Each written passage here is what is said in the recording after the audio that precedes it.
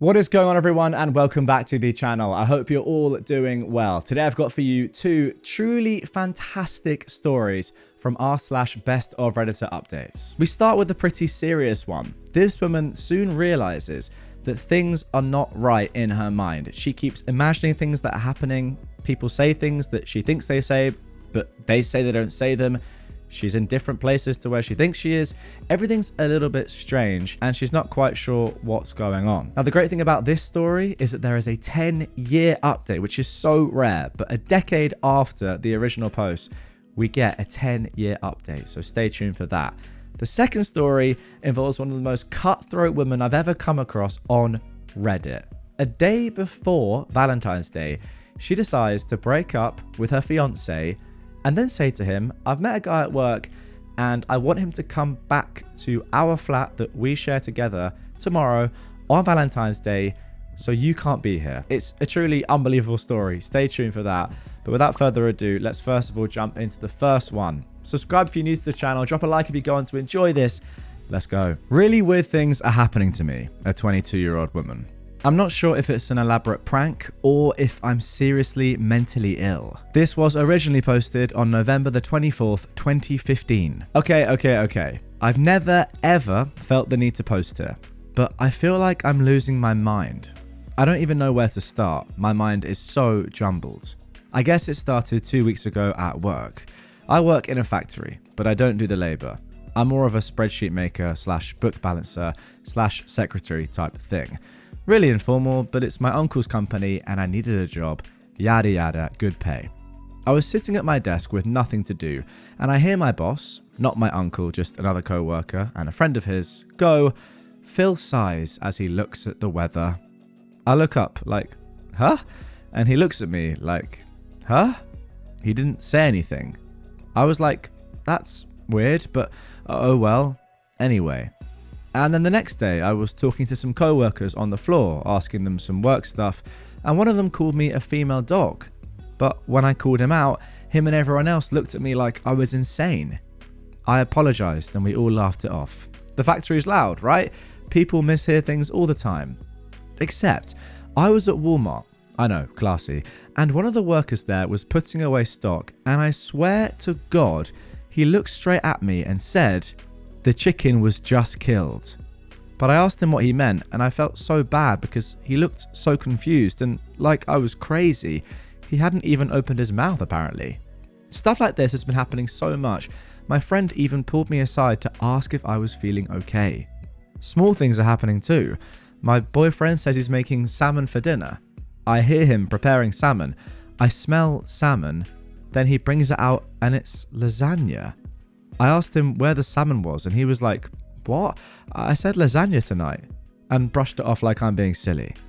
I could have sworn this one shirt that I owned was green and not teal. Stuff is changing and people are saying stuff, but they're not. People are narrating their lives sometimes. There's no way my friends could be pranking me, not when random people on the street are doing this too. I'm so scared. I don't want to be thrown in a mental hospital. I'm not trying to offend mentally ill people, I'm so scared. I feel like my mind is slowly melting. Goodness me, that is terrifying stuff. Let's jump into some comments first of all, see what people are saying before we get into the update. Somebody said, "You should go to the doctor, not just because there might be a physical or mental issue going on that needs to be addressed, but also so you can get an answer of what is going on. Don't keep yourself in limbo. That will actually drive you insane." Yeah, that's a good point. Doctors aren't your enemy, and even if there's a mental issue going on, that doesn't automatically mean you get thrown into a mental hospital just like that. You've probably been around more people with mental disorders than you realize, and the vast majority of them can live a relatively normal life and live independently with some medical and or psychiatric help. Go to the doctor. They are the professionals here. Good advice from this person. OP replied saying, "Thank you, I'm in Canada and I've made an appointment with my doctor. It'll be a week before I see her though." I can't believe how much this post has blown up. It happened again last night. My boyfriend said he was going to the bar.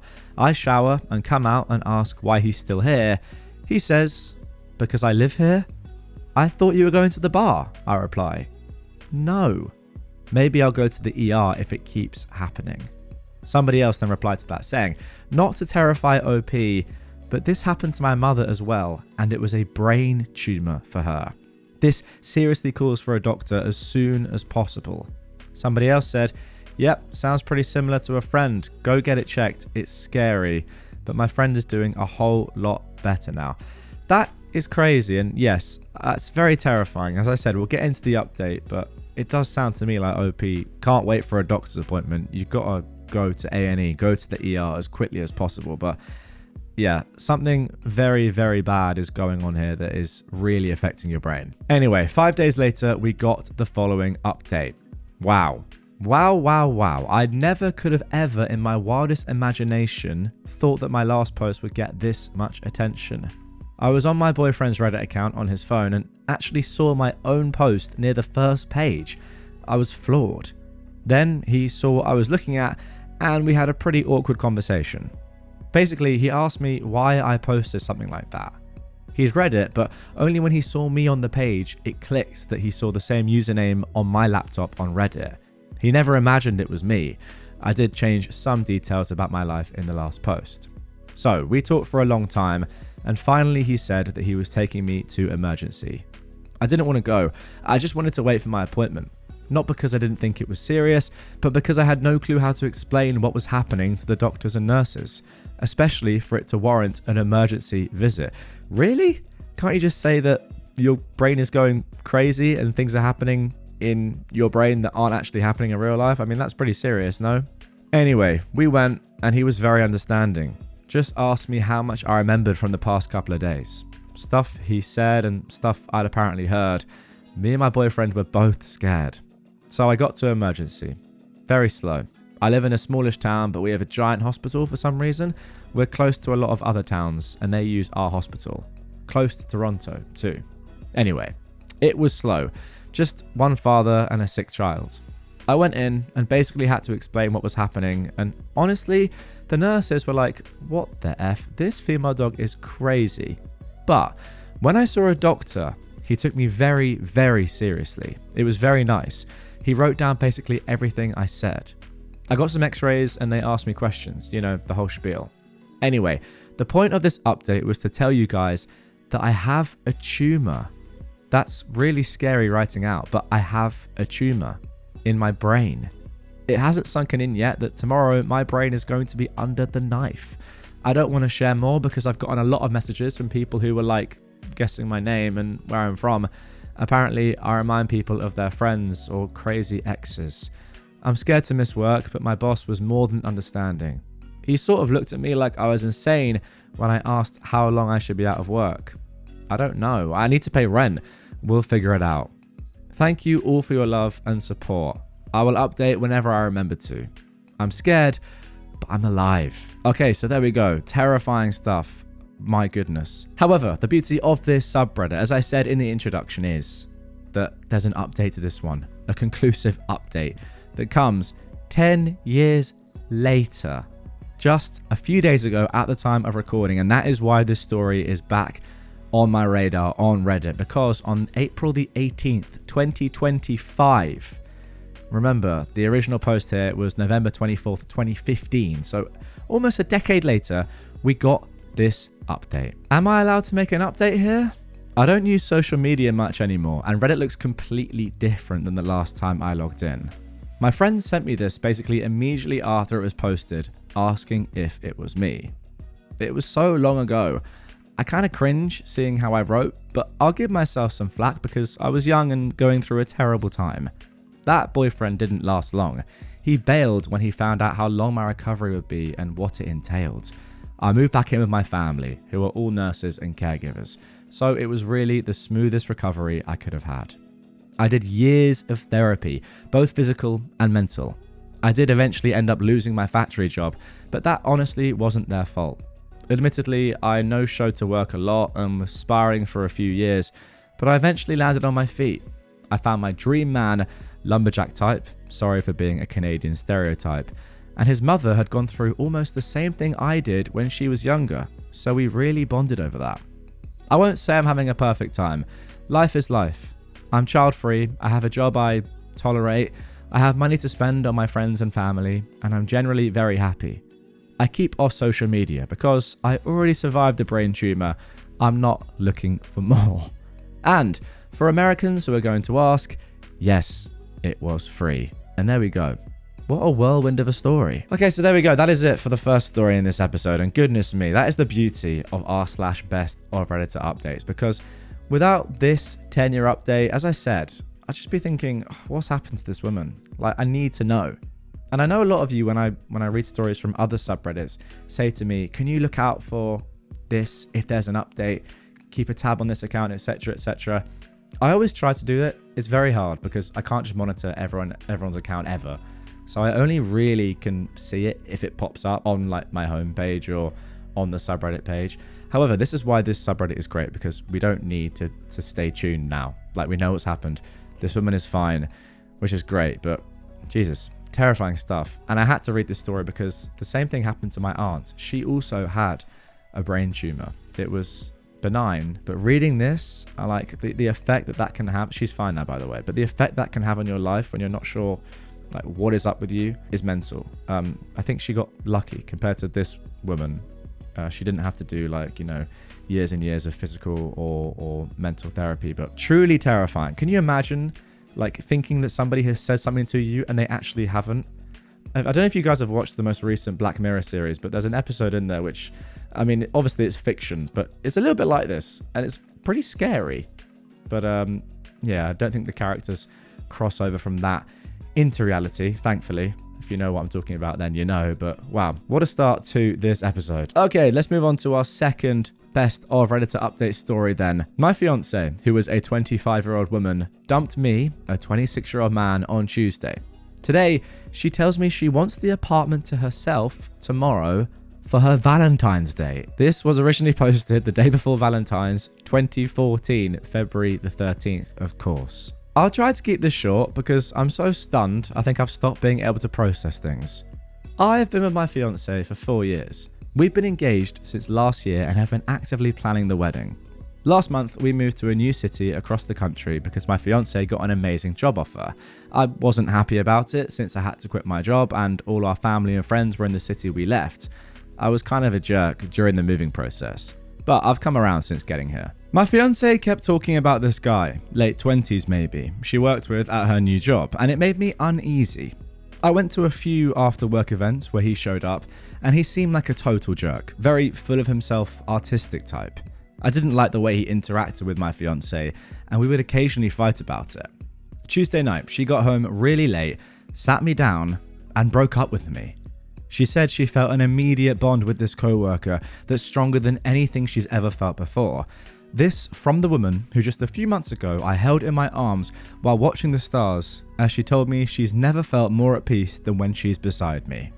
I laid awake on the couch all night, feeling like I was continually being punched in the stomach. I didn't fall asleep until 3 p.m. yesterday, and I stayed asleep until this morning when she woke me up. Basically, she's having this jerk over for Valentine's Day and demanded she get the apartment to herself.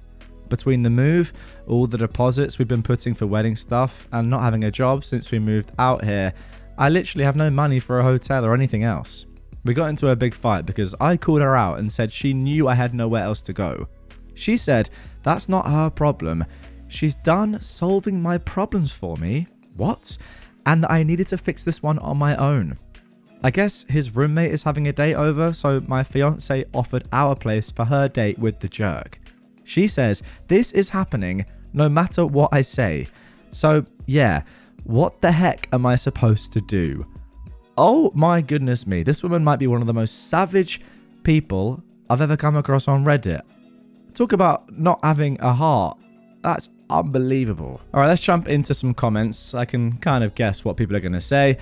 Oh no, heck no. You're going to park your butt on the couch tomorrow and you're going to refuse to move come heck or high water. Do not leave. What a heinous move on her part. Exactly. OP said, I basically told her I'd refuse to move tomorrow, but she then said this man was coming over no matter what. Well then, they're going to have to deal with having a romantic date with another dude sitting on the couch, aren't they? I can't emotionally handle seeing her date another man right in front of me in our home. I understand I would F up their night, but I think I'd shatter on the spot seeing them together. Yeah, It's a tough one for OP. Obviously, you don't want to be forced out of your own home because I just can't even put into words what is going on here. But yeah, you can't just leave. But then again, you don't want to see that either in your own home. Crazy situation. Now, people asked, why can't they go somewhere else? OP actually said, I asked why it had to be here. His roommate is using his place for the day. That's why, apparently. I asked then, why couldn't it be at a restaurant or a hotel or anywhere else? And then all she could do was talk about the ways I failed her in our relationship and that this time she wasn't going to fix things for me. What is she on about? Somebody else then said, she's doing this intentionally, by the way. She's got something to prove. To herself, to you, to the other guy, I'm not sure, but it's about more than this date. I had to live with my ex for months due to being in a situation similar to yours. I started seeing other people, but always went out. That's what any decent person would do. Don't cave. Have a party, as others have suggested. She doesn't deserve any satisfaction from this. OP said, this is so true. You should have seen her face as we got fighting over this. Goodness me, I mean, what a woman. I can't believe the situation. Anyway, a couple of edits from OP. I appreciate everyone telling me I should stand my ground. I told my fiance I'm not leaving, but I don't think it's a threat I can carry through with. I will be emotionally devastated if I have to watch the women I love and care for more than anyone else date someone right in front of me in my own home. Other suggestions would be appreciated. He then said, thank you for all your suggestions. I can't keep up with them all. It's almost overwhelming given everything that's going on in my life right now. I'm going to take a walk and try and clear my head. I just can't bring myself to tell my family and friends what's happened. It's so embarrassing. I like the ideas about trying to reach a compromise. I've got a lot to think about. A couple of comments below this say, don't go. Is your name on the lease? Fight this Grinch. If I knew where you lived, I might come over and be your date. That's how much I think you should stand your ground. OP says, my name isn't on the lease since I didn't have a job when we moved out and my credit isn't the best. We thought it would be safer if she put her name on the lease since she's employed and has better credit. Somebody else said, go home. Is there someone you can stay with there? If your name isn't on the lease, just get out and go no contact. OP said, plane tickets back home are insanely expensive. It's money I just don't have right now. Somebody suggested borrowing from your parents. Surely they'll understand, given that you're in dire straits. But OP said, honestly, I've not been able to bring myself to tell them what's happened. I'm so ashamed and embarrassed about it. Which, by the way, I fully understand. It's not as if OP's done anything wrong here at all. But imagine having to tell your parents, oh yeah, by the way, my fiance just broke up with me because she's just met somebody else at work. And now I need to leave our flat because she wants to bring him round tomorrow for Valentine's Day. It's just like, you just can't say that to your parents. So I understand where he's coming from. However, 1 year later, on Valentine's Day itself, 2015, we got this update. I, a 27-year-old man, have spent the last year working very hard to improve myself. Now that it's Valentine's Day again, I was thinking about what a dark place I was in last year. I didn't have the strength to post an update back then, but now that I've had some time to heal, I wanted to let everyone know how I'm doing. Thank you all to everyone who helped. You were the only support I had last year, and it meant the world. Part of the reason I didn't update afterwards was because I was extremely embarrassed with how things turned out. It's only because of some intense therapy that I'm able to be honest and okay with telling this story. Basically, I decided to make one last big attempt at winning her back. Oh no. Okay. Right after we got engaged, my ex had a close relative succumb to a long-time illness. This relative was very happy that she lived long enough to see us get engaged. When my ex was a child, this relative had given my ex a charm that she wore all the time. A few months after the relative died, my ex lost the charm, and it was like the relative died a second time. As we packed up the apartment to move to the new city, I found the charm. Rather than give it back immediately, I decided I'd keep it in a safe place and surprise my ex with it at our wedding. I thought it would be a meaningful way to include this relative in a moment where she would be deeply missed. Somehow, I got it in my head that if I showed her the charm on Valentine's Day, she'd remember everything that we shared and that I could cut through whatever fog she was caught up in. I was under the impression that my ex would come home after work by herself to get the place ready for her date. Oh no. I was planning to use this alone time to give her the charm and either win her back or lose decisively and leave before her date showed up. But instead, she showed up with the jerk from her job. That threw me through a loop big time, and it was incredibly awkward. He was patronizing. She became livid that I stole her charm. I struggled to articulate myself. It was the most embarrassed I've ever been. Yeah, I'm not surprised. I got out of there and literally walked around all night until it got so cold I couldn't stand it anymore. I went back to the apartment building at around 4 a.m.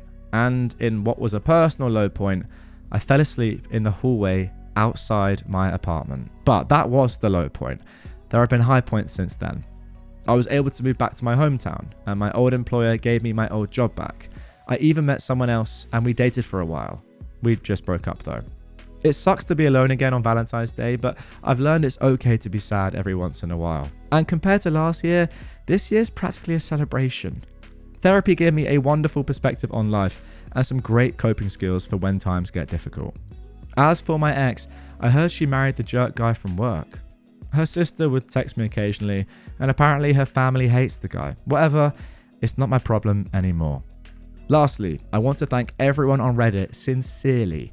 People offered to buy me a ticket home. Other people offered to hang out with me if we happened to be in the same city.